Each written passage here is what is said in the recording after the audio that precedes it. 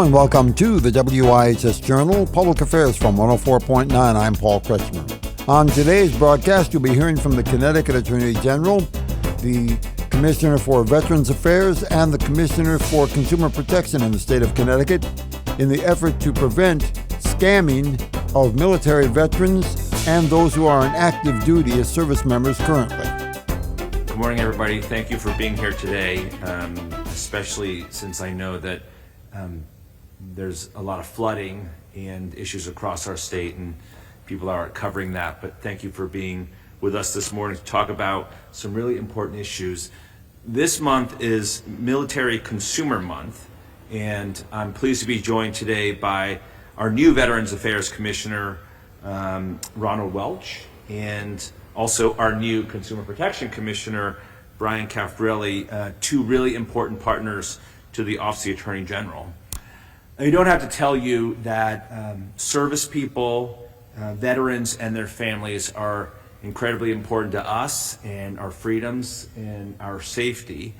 And I must say that when we see scams target military service people and their families and veterans, nothing is more repugnant and offensive than taking advantage of people who spend much of their time and make incredible sacrifices to take care of us. And that's why this month we're calling attention to people in the military, active and veterans and their families, and consumer issues that can affect them, particularly scams. So as you know, we talk a lot about scams, but believe it or not, there are a number of scams that target military service people and their families and veterans. One common scam we see is fake military charities. And so these are often perpetrated by scammers by phone, by email, by text message, and they purport to represent wounded warrior charities or Stand With Our Troops or Support Our Troops charities. And they use names that sound like real charities. Don't be pressured into giving money. That's my best advice. If you get a phone call, if you get an email or a text message, first of all, if you're interested in giving, don't respond to a solicitation. Take a name, number, website address, email, and say thank you and hang up the phone, and then you can make your own inquiry, and on your own initiative you can give.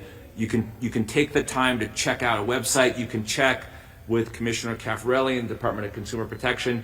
If you're raising money here in Connecticut for a charity, you have to be registered with DCP. That is a bright line rule, and if you're not registered with DCP, as far as I'm concerned, you're not a legitimate charity here in Connecticut. So be careful.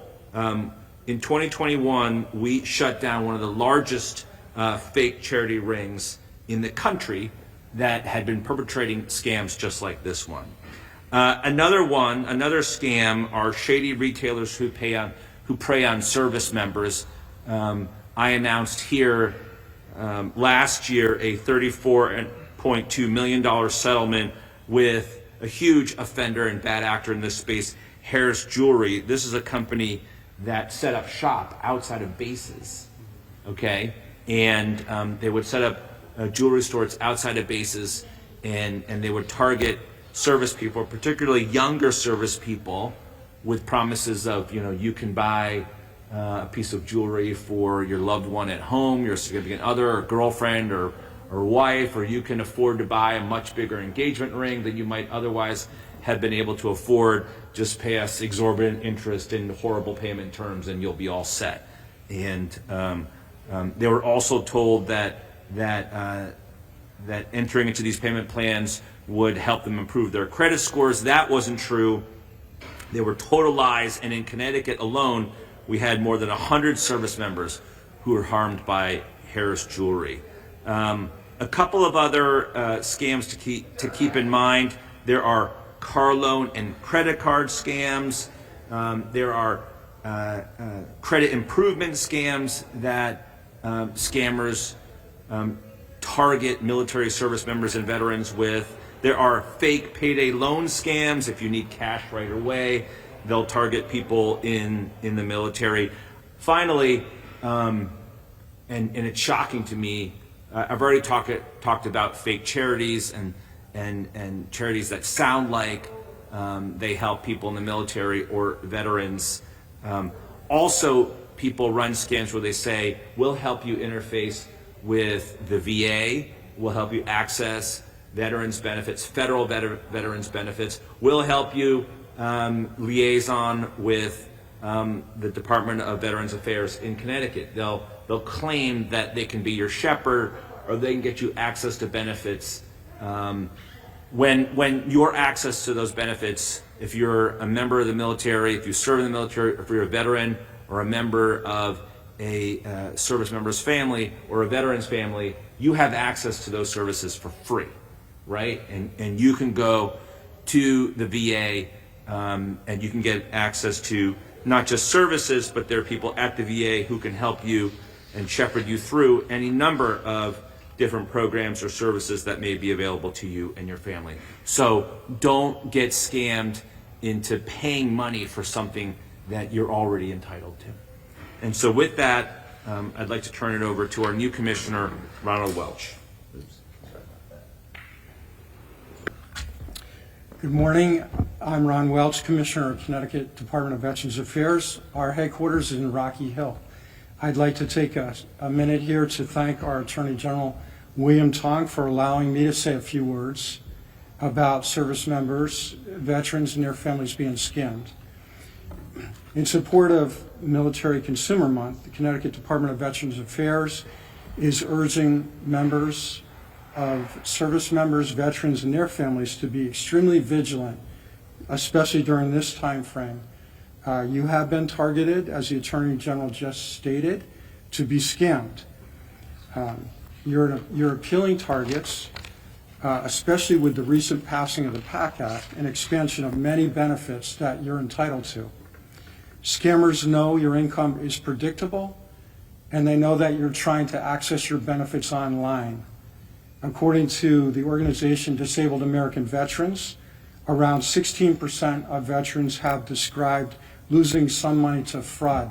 One report says approximately $900, while 80% have reported some kind of scam exclusively designed to exploit their military service. So to protect yourself and loved one, consider doing the following things. And the Attorney General hit this. I just want to reemphasize again, when you're dealing with the Veteran Administration, those services are all free. When you talk to a veteran service officer who can navigate the process, you need to make sure that they are legitimate when they're assisting you. They need to be accredited, and anybody that is in that line of work has to be accredited through the Veteran Administration Office of General Counsel. You want to actively check your bank accounts, report lost or stolen debit or credit cards, and any unauthorized transactions. Have your bank notify you for every transition that's over a certain amount. Don't give out your information to authenticate your identity, including your PIN number or verification code, to anybody through phone, email, or text. Sign up for credit monitoring. It's available if you're on active duty. 3 different services provide that: Equifax, Experian, and TransUnion. If you're deploying, put your active duty alert on all 3 of those credit reference sources. These alerts last for approximately a year, and it requires creditors to take extra steps to verify your identity while you're deployed. This is the first of 2 broadcasts featuring the Attorney General, Consumer Protection Commissioner, and Veterans Affairs Commissioner for Connecticut on the issue of preventing scamming of veterans and current service members. For further information, call us at 860-346-1049, 860-346-1049. Opinions expressed are those of the participants, not necessarily those of the staff or management of the station. I'm Paul Kretschmer on the WIHS Journal, Public Affairs from 104.9 WIHS.